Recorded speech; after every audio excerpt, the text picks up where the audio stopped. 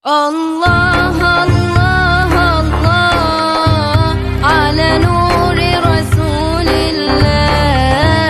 Allah Allah Allah. Turunnya wahyu pertama.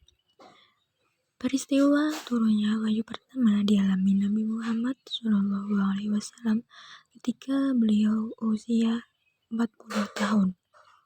Pada saat itu beliau sedang bertafakur di Gua Hira.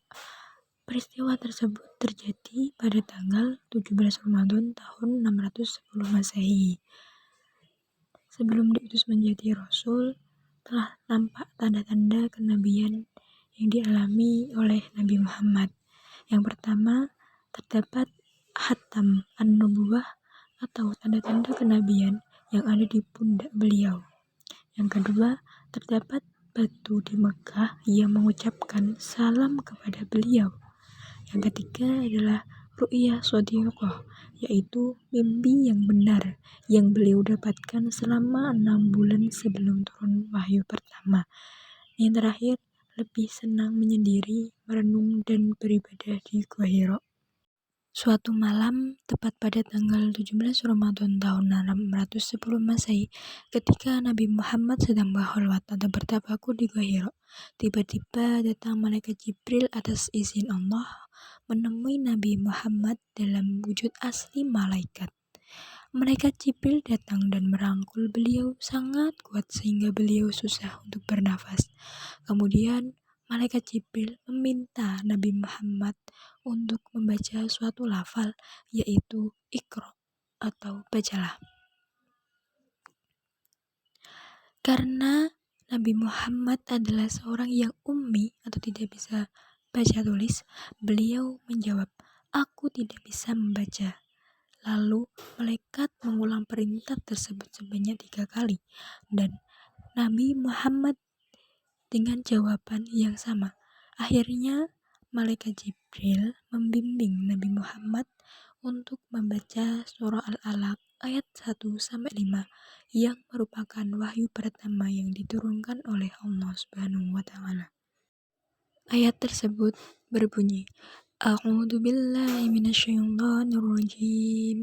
Bismillahirrahmanirrahim. Iqra bismi rabbikal ladzi khalaq. Khalaqal insana min 'alaq. Iqra wa rabbukal akram. Alladzi 'allama bil qalam. 'Allamal insana ma lam ya'lam. Sadaqallahul adzim. Ayat pertama surat Al-Alaq menyampaikan perintah kepada Muhammad untuk menjadikan Al-Quran sebagai pedoman hidup manusia. Setelah menyampaikan wahyu, tiba-tiba Jibril menghilang dari tempatnya. Muhammad yang menyadari ketidakhadiran Jibril merasa ketakutan, lalu beliau langsung berkemas untuk pulang. Beliau masih merasa ketakutan dan tidak menyangka telah melewati peristiwa aneh yang akan merubah hidupnya. Muhammad turun dengan cepat dari gunung dan melewati padang pasir luas. Tiba-tiba terdengar suara dari langit. Wahai Muhammad, engkau adalah utusan Allah. Aku adalah Jibril. Wahai Muhammad, engkau adalah utusan Allah. Aku adalah Jibril. Wahai Muhammad, engkau adalah utusan Allah. Aku adalah Jibril. Muhammad yang mendengar suara Jibril menghentikan langkahnya dan melihat ke arah langit. Itulah kali pertama Muhammad melihat Jibril dalam postur malaikat. Tiba-tiba saja Jibril menghilang. Segera saja Muhammad terburu-buru meninggalkan tempat itu dengan penuh ketakutan. Sesampainya di rumah, Muhammad meringkuk di ranjang. Khadijah yang mendapati suaminya telah pulang mendekatinya. Selimuti aku, selimuti aku. Khadijah merasa kaget melihat suaminya menggigil. Segera saja ia menyelimutinya. Khadijah tidak melontarkan pertanyaan apapun kepada suaminya tentang hal yang baru terjadi. Hal itu dikarenakan Khadijah sangat menghormati Muhammad. Lalu Khadijah menyiapkan air minum di dekat suaminya dan menunggu penjelasannya. Setelah keadaan tenang, Muhammad menceritakan kejadian yang baru menimpanya secara detail kepada Khadijah dengan dipenuhi perasaan takut dan bingung. Apa yang sebenarnya terjadi kepadaku? Aku khawatir terhadap keadaan diriku sendiri, wahai istriku. Wahai suamiku, tidak, demi Allah jangan berprasangka buruk. Allah tidak akan menghinakanmu selamanya. Engkau tidak pernah memutus tali silaturahim.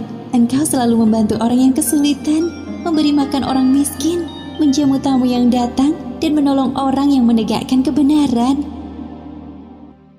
Khadijah berusaha mengingatkan suaminya bahwa Muhammad adalah orang yang pantas menjadi seorang Rasul Allah. Bagaimana kalau kita temui Paman Warokoh? Beliau pasti tahu mengenai hal ini. Baiklah, mari kita ke sana. Segera saja mereka berdua menemui Warokoh bin Naufal, seorang pemeluk Nasrani yang menulis buku dalam bahasa Ibrani dan juga menulis Injil dalam bahasa Ibrani atas izin Allah. Karena usia yang terpaut jauh dari Khadijah, Warokoh terlihat semakin tua. Wahai anak pamanku, apa yang membawamu kemari? Aku bersama suamiku Muhammad. Ada hal penting yang ingin ia ceritakan kepadamu. Ceritakanlah jika hal itu mengganggumu, wahai Muhammad. Apa yang engkau lihat? Kemudian Muhammad menceritakan apa yang dilihatnya kepada Warokoh. Warokoh menyimak setiap detail cerita Muhammad dengan sungguh-sungguh dan terheran-heran. Allahu Akbar, itu adalah namus yang diturunkan Allah kepada Musa. Namus adalah istilah orang ahli kitab untuk makhluk yang bersayap seperti malaikat. Andaikan tubuhku masih gagah kelak pada masa itu, andaikan saja aku masih hidup tatkala kaummu mengusirmu. Benarkah mereka akan mengusirku? Ya, tidak seorang pun Rasul yang diutus kepada kaumnya, melainkan akan dimusuhi oleh mereka yang ingkar. Andaikan aku masih hidup saat engkau diutus kepada kaummu, tentu aku akan beriman dan membantumu dengan segala yang kumiliki. Mendengar penjelasan Warokoh, Muhammad semakin yakin dan mulai menerima takdirnya. Beliau telah mempersiapkan diri jika datang wahyu selanjutnya. مولاي صل وسلم دائما أبدا على حبيبك خير الخلق كلهم